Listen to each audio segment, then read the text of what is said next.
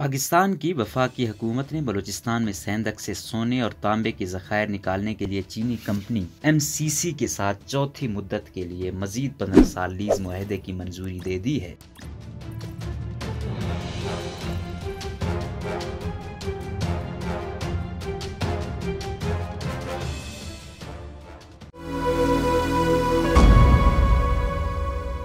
چینی کمپنی اب 2037 تک اس منصوبے پر کام جاری رکھ سکے گی۔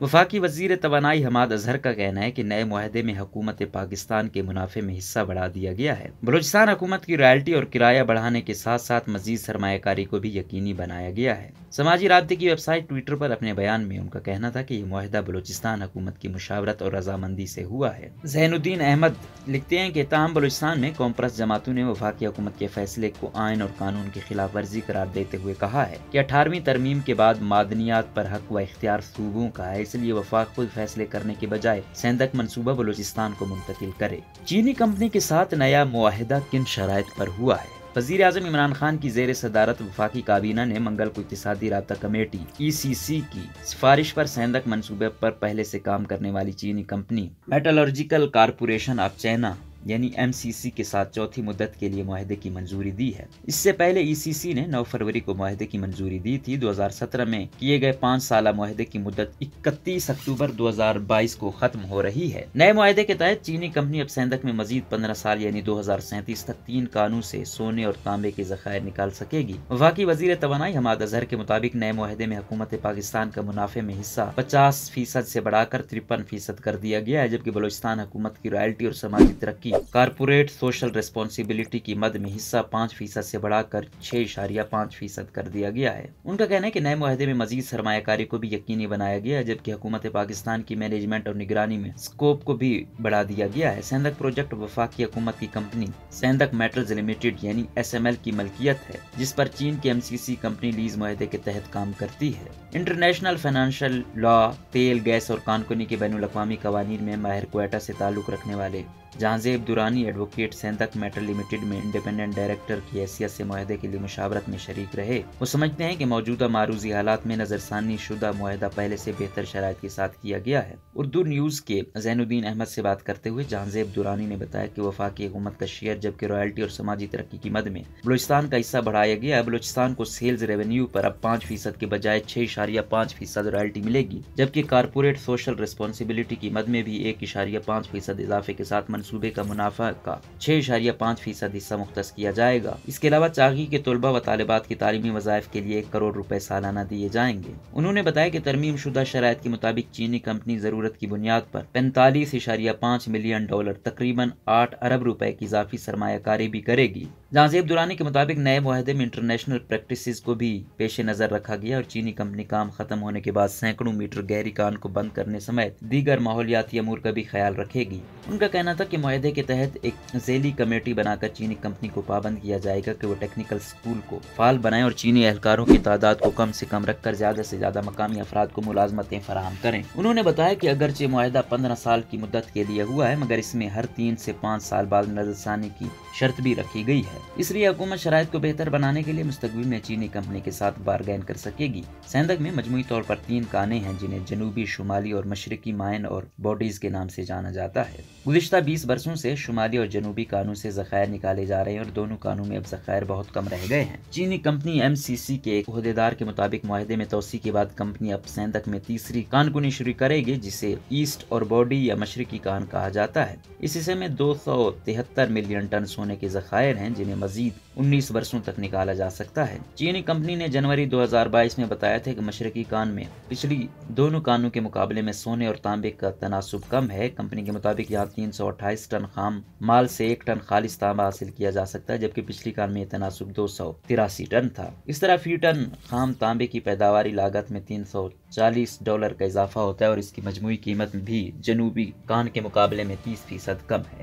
نئے معاہدے پر اعتراضات۔ سیندک سے متعلق بلوچستان اسمبلی کی خصوصی کمیٹی کے چیئرمین بلوچستان نیشنل پارٹی کے رہنما ثناء اللہ بلوچ نے معاہدے میں مزید 15 سال کی توسیع کو آئین، قانون اور بلوچستان ہائی کورٹ کی ہدایات کی خلاف ورزی قرار دیا ہے۔ ان کا کہنا ہے کہ 2010 میں آئین میں 18ویں ترمیم کے ذریعے معدنیات کو صوبوں کی ملکیت قرار دیا گیا، مگر اس کے باوجود بلوچستان میں معدنی وسائل پر صوبے کا اختیار برائے نام ہے اور فیصلے وفاق کر رہا ہے۔ اس ترمیم کے بعد بھی 2012 اور 2017 में 2 मरतबा सेंधक मुआहदे में वफाकी हुकूमत ने तोसी की। एक मरतबा ये आइन की खिलाफ वर्जी है, दूसरी तरफ सूबाई हुकूमतों और ब्यूरोक्रेसी की गैर संजीदगी को भी दिखाता है। सन 2018 में बलूचिस्तान असम्बली ने सेंधक मनसूबे को सूबे के मुकम्मल इख्तियार में देने से मुतालिक सना बलोच की तजवीज़ पर खसूसी कमेटी तश्कील दी थी। सना बलोच का कहना है कि मुआहदे में तोसी से मुतालिक बलूचिस्तान असम्बली की उस खसूसी कमेटी को भी मुकम्मल नजरअंदाज किया गया। नेशनल पार्टी के सरबराह और साबिक वजीर आला बलूचिस्तान डॉक्टर अब्दुल मालिक बलोच का कहना है कि मादनियात सूबाई मामला, इस पर इख्तियार सिर्फ सूबे का है। वफाक मुआहदे की तोसी करके मावराए आयन इक़दामात का मुर्तकिब हुआ है। उनका कहना है कि सेंधक मुआहदे को किन शराइत पर तोसी दी गई अवाम के सामने लाया जाए। 18वीं तरमीम के बाद सेंधक मनसूबा बलूचिस्तान को क्यों मुंतकिल नहीं हुआ? सन 2010 में 18वीं तरमीम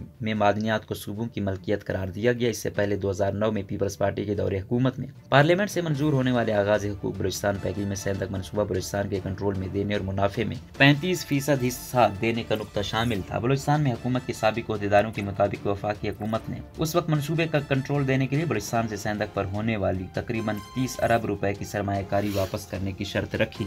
साबिक वजीर आला डॉक्टर अब्दुल मालिक बलोच का कहना है कि उन्होंने मरकजी हुकूमत को ये वादा याद दिलाया, मगर इसके बावजूद मनसूबा बलूचिस्तान को मुंतकिल करने की बजाय मुआहदे की मुद्दत पूरी होने पर वफाक ने तोसी कर दी। साबिक सेक्रेटरी खजाना बलूचिस्तान और मुआशी अमूर के माहिर महफूज अली खान के मुताबिक हमने उस वक्त वफाकी हुकूमत को कहा था कि अवल तो वफाक अब तक अपनी सरमायाकारी की तकरीबन पूरी रकम मनसूबे से होने वाले मुनाफे से वापस हासिल कर चुका है, लेकिन अगर वफाक फिर भी अपनी सरमायाकारी की रकम वापस चाहता है तो सूबा वो भी मरलावार देने के लिए तैयार है, मगर वफाकी हुकूमत रजामंद न हुई। उनका कहना था कि जब वो सेक्रेटरी खजाना बलूचिस्तान थे तो आगाज हुकूक बलूचिस्तान पैकेज और 18वीं तरमीम के तहत वफाकी हुकूमत से सेंधक के मुनाफे में से 1-2 किस्तें लेने में कामयाब भी हुए, मगर बाद की सूबाई हुकूमतों ने मनसूबा अपने इख्तियार में लेने में कोई दिलचस्पी नहीं दिखाई और 2012 फिर 2017 और अब तीसरी बार इस मुआहदे में वफाक ने तोसी कर दी। उनका कहना है कि 18वीं तरमीम के बाद वफाक का मनसूबा अपने इख्तियार में रखना आयन की सरी खिलाफ वर्जी है। बलूचिस्तान हुकूमत के एक साबिक सेक्रेटरी मादनियात ने नाम जाहिर न करने की शर्त पर उर्दू न्यूज के सैनुद्दीन से बात करते हुए तस्दीक की कि 18वीं तरमीम के बाद रॉयल्टी और CSR के अलावा मनसूबों के मुनाफे से वफाकी हुकूमत को मिलने वाले हिस्से से 30% वापस बलूचिस्तान को देना तय पाया था। शुरू में 1-2 किस्तें भी मिली, मगर इसके बाद वफाकी हुकूमत की कंपनी सेंधक मेटल लिमिटेड ने मुनाफा देना बंद कर दिया और जवाब ये पेश किया कि एक बड़ी रकम FBR टैक्सेस की मद में ले जाता है, जिसके खिलाफ उन्होंने अदालत में केस कर रखा है। जब तक उस केस का फैसला नहीं आता सूबे को मुनाफे में से 30% रकम नहीं दी जा सकती। उन्होंने इसे सूबे के साथ ज्यादती से ताबीर किया। SML के इंडिपेंडेंट डायरेक्टर और कानूनी के बैनुल अक़वामी कवानीन के माहिर जहांज़ेब दुरानी समझते हैं कि मनसूबे में नफा व नुकसान दोनों का खदशा रहता है और बलूचिस्तान हुकूमत के लिए सालाना तरक्याती प्रोग्राम से अरबों रुपए की रकम निकाल कर सेंधक मनसूबों पर खर्च करना मुश्किल है, इसलिए वो कोई रिस्क नहीं लेना चाहती। उनका कहना था कि शायद यही वजह थी कि मुआहदे में हालिया तोसी के लिए मुज़ाकरात और मशावरती अमल में बलूचिस्तान हुकूमत की तरफ से मनसूबे का कंट्रोल हासिल करने का मुतालबा सामने नहीं आया। सेंधक से बलूचिस्तान को कितनी आमदन हो रही है? सेंधक पर काम करने वाली चीनी कंपनी MCC की झेली कंपनी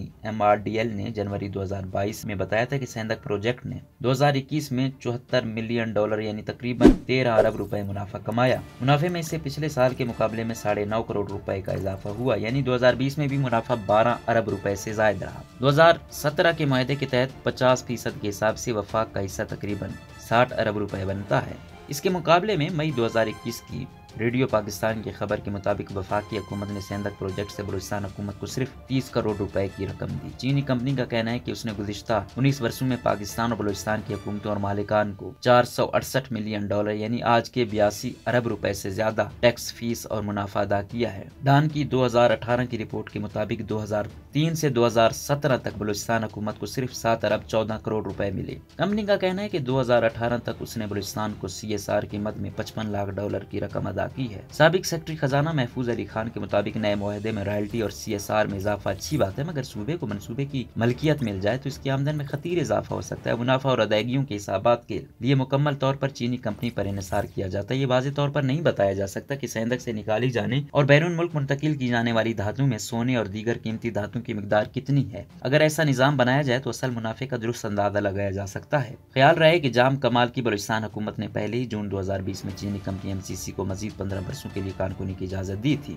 اردو نیوز کی کوششوں اور رابطے کے باوجود سندھ منصوبے میں توسیع پر صوبائی حکومت کا موقف حاصل نہیں کیا جا سکا۔ بلوچستان میں حکمران جماعت بلوچستان عوامی پارٹی کے ترجمان اور صوبائی وزیر عبدالرحمان کھتران نے 3 مرتبہ رابطے کے بعد خود معلومات لے کر موقف دینے کا کہا، مگر اس کے بعد انہوں نے کوئی جواب نہیں دیا۔ جہانزیب عبدالرانی کا کہنا ہے کہ چینی کمپنی کے ساتھ معاہدے کی توسیع کے لیے مذاکرات گزشتہ 7-8 ماہ سے چل رہے تھے۔ بلوچستان حکومت اس پورے عمل میں شریک رہی ہے۔ وفاقی کابینہ کی منظوری کے بعد بھی صوبائی حکومت کے پاس موقع ہوگا کہ وہ معاہدے پر نظر ثانی کر سکیں۔ سندھ منصوبہ سندھ کوئٹہ سے تقریباً 700 کلومیٹر دور بلوچستان کے ضلع چاغی کے ایک قصبے کا نام ہے۔ ایرانی سرحد سے ملکہ یہ علاقہ ٹیتھیان کی اس ارضیاتی پٹی میں شامل ہے جو دنیا میں سونے، چاندی اور تانبے جیسی قیمتی معدنیات کے بیش بہا ذخائر کے حوالے سے جانا جاتا ہے۔ سندھ میں سونے اور تانبے کے ذخائر کی دریافت 60 اور 70 کی دہائی میں ہوئی تھی۔ پاکستان کی وفاقی حکومت نے 1995 میں سندھ میٹلز لمیٹڈ نام کی کمپنی بنا کر چینی کمپنی MCC کے ساتھ مل کر آزمائشی بنیادوں پر پیداوار کا آغاز کیا۔ تاہم تانبے کی کم قیمتوں، تکنیکی مسائل اور مالی خسارے کی وجہ سے یہ منصوبہ 1996 سے 2001 تک تعطل کا شکار رہا۔ 2002 میں وفاقی حکومت نے $350 ملین